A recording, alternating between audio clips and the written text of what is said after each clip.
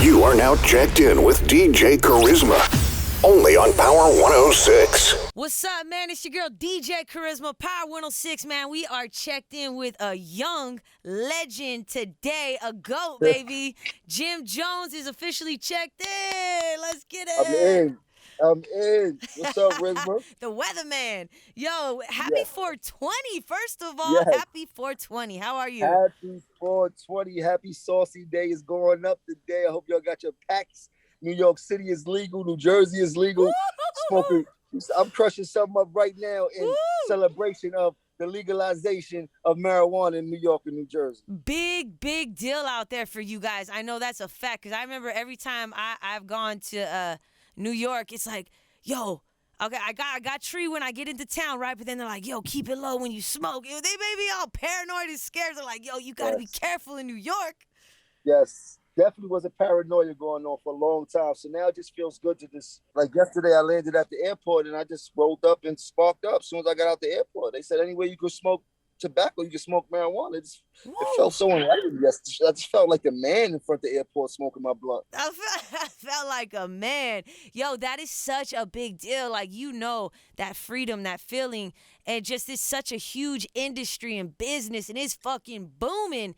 And I'm so glad to see that you got your hands all up in it with Saucey.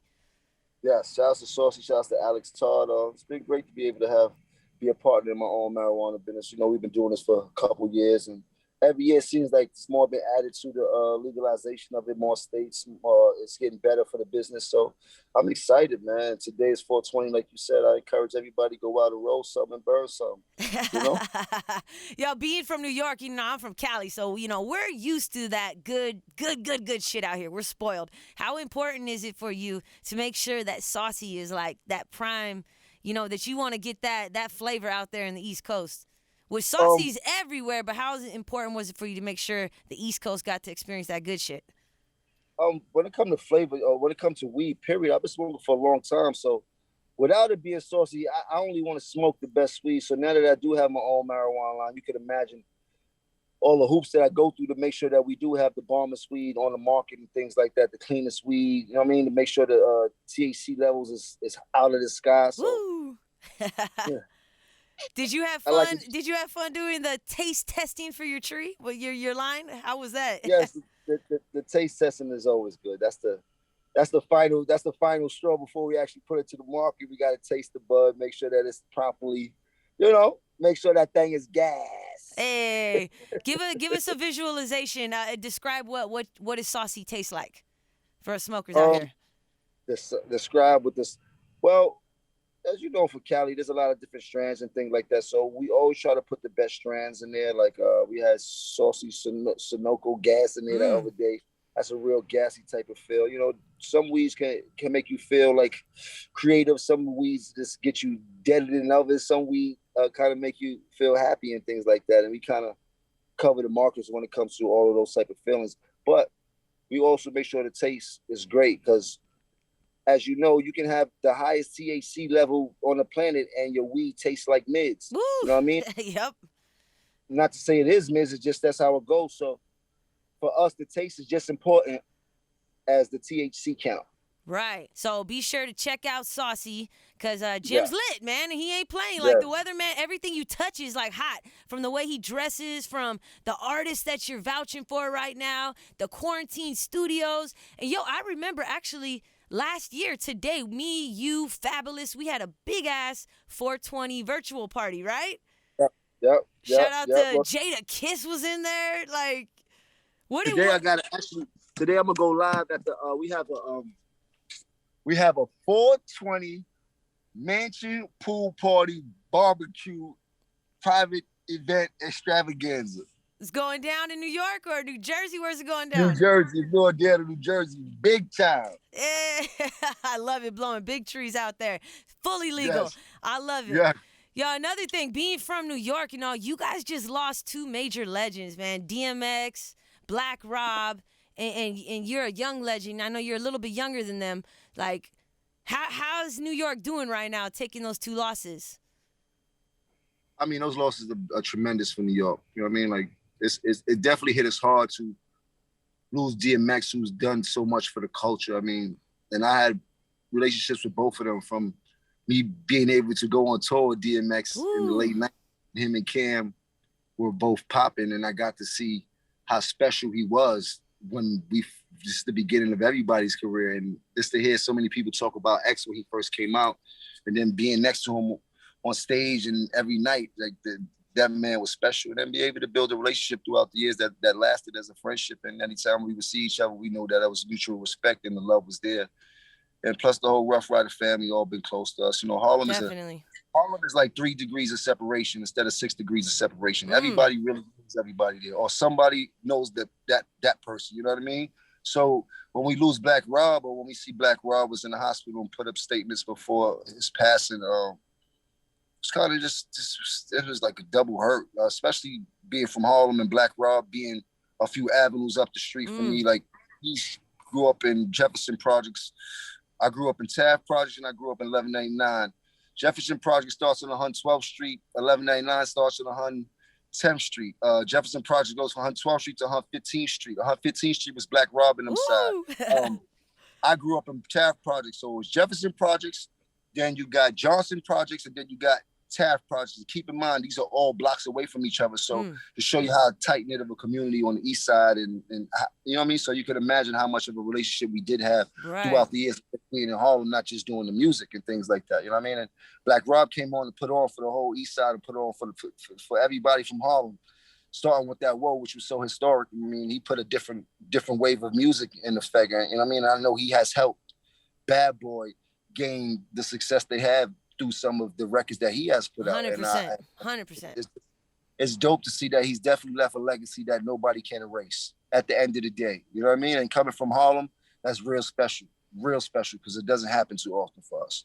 It's crazy too, because it's like I feel like hip hop's in this new era of a lot of y'all are getting older, so it's like this grown man hip hop, and just all y'all being older, you take great care of yourself. Like, I love seeing you work out.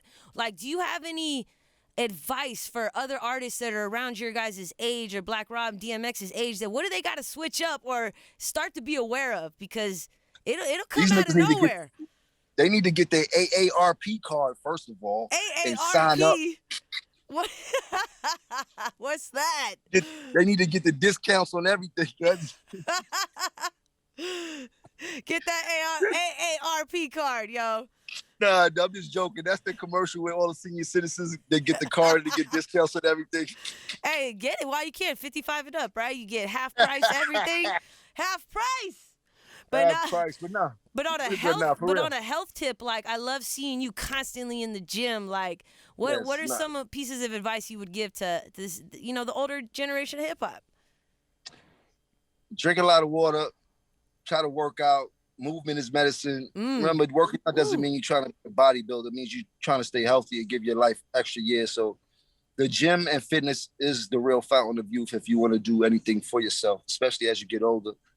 One of the reasons I do it is to combat in the games that I'm at with these younger people. And I know 95% of the younger people are not as in good a shape as I am. So I think I'll be a long time. And, besides that, I like to look good for my woman. Nobody want to be out there. You come home and your woman start looking at everybody else instead of you. You know what I mean? That was the first reason. You dig? Like, right? That's right. I like it. I keep that thing lit for the house. You know what I mean? Shout out to the wifey. Yes, and it's good for business. It helps you look good on camera, helps you look younger on camera. You ain't looking fat and out of shape and sloppy. You ain't looking like somebody's uncle out there. Just, you know what I mean? So if you plan to stay on this game as you get older, I suggest you do things to take care of yourself so you won't be out there looking crazy. Right, man.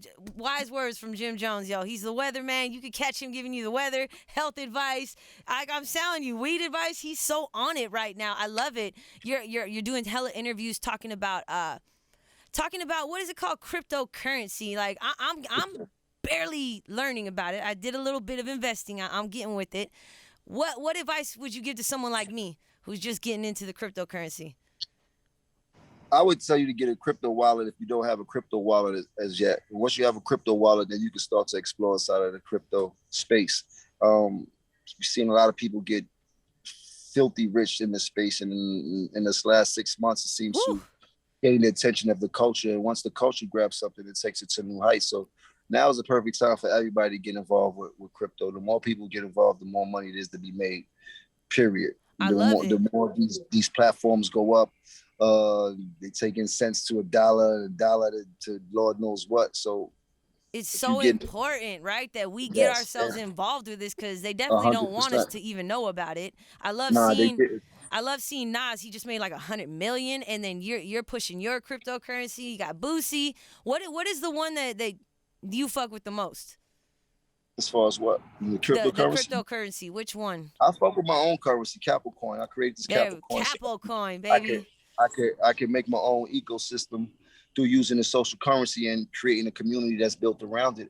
And what I mean by that is I'm using my Capo Coin for people to be able to purchase things at a discounted price. So I'm starting with the business I have vested interest in the beginning. So right now, you know, GB sneakers, everybody know have interest in GB sneakers. So you'll be able to use the Capo Coin to buy sneakers at GBs at a discounted price. So get your little edge on what you're using the Capo Coin for. And then I just brought a gym. So once the Vamp Fit gym goes up and running, you'll be able to use a Capo Coin to get a membership at a discounted price on your trainers and on your membership. And you know what I mean? So whatever that I'm attached to right now in my ecosystem is what you're going to be able to use the Capo Coin for. Moving forward, I will start attacking all the big companies. But right now there's so many independent companies. They got people that dentists, you got people that own stores, you got people that own gas stations. I'm talking about Black people or people of our culture, or people just understand where we're trying to go with it when it comes to this.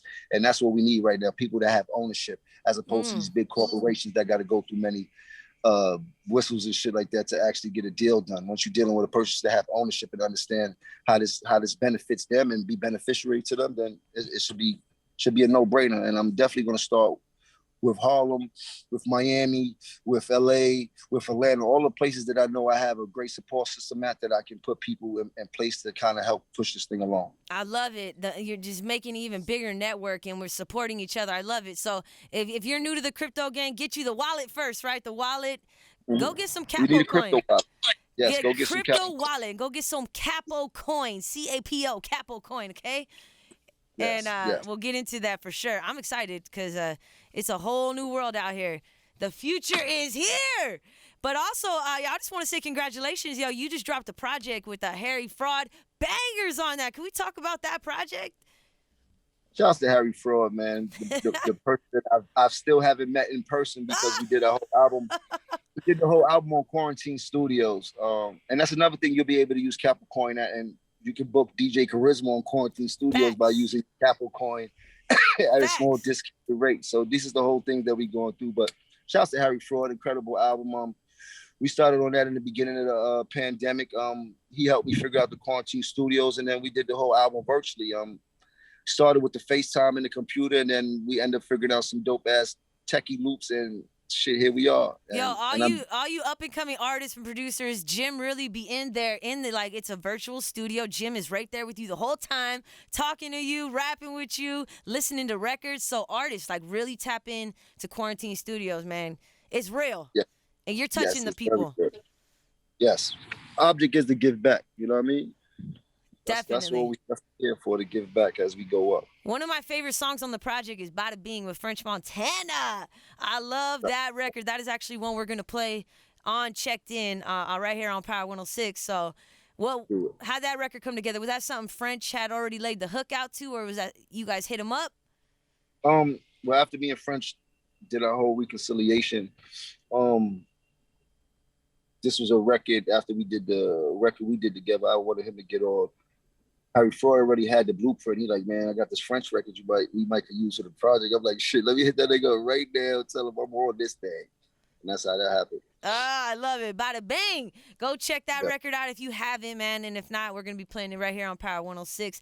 You got so many new artists. You're actually working with a West Coast artist. Can we talk about him for a little bit?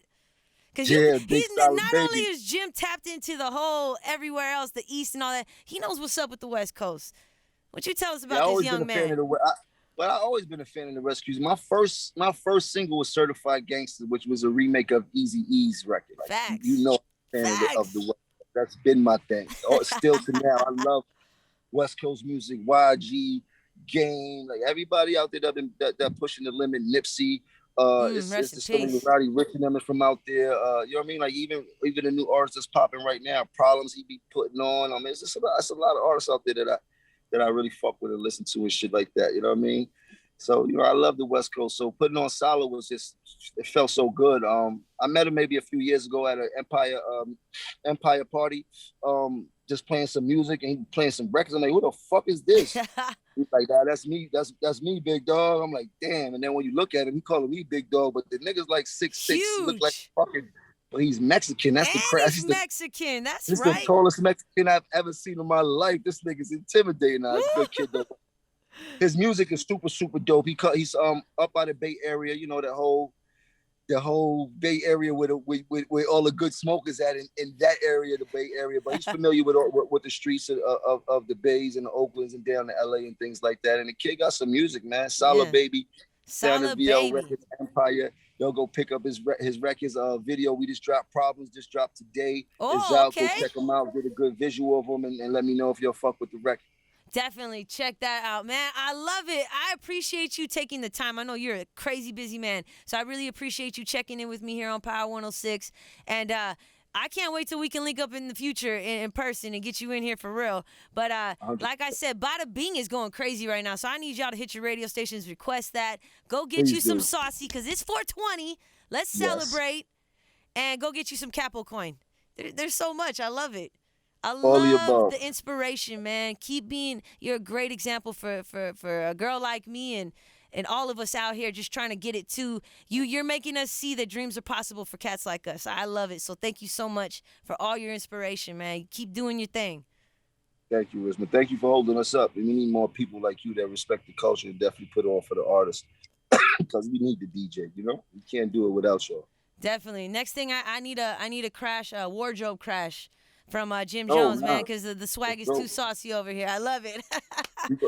We got to take the cameras out and go shopping next time I'm in LA. I love it. Let's go on the drip tour. Drip tour. We're going to do an LA drip tour. I love it. Let's go. Man, Jim Jones, the young legend in the building. We appreciate you so much. Thank you, King.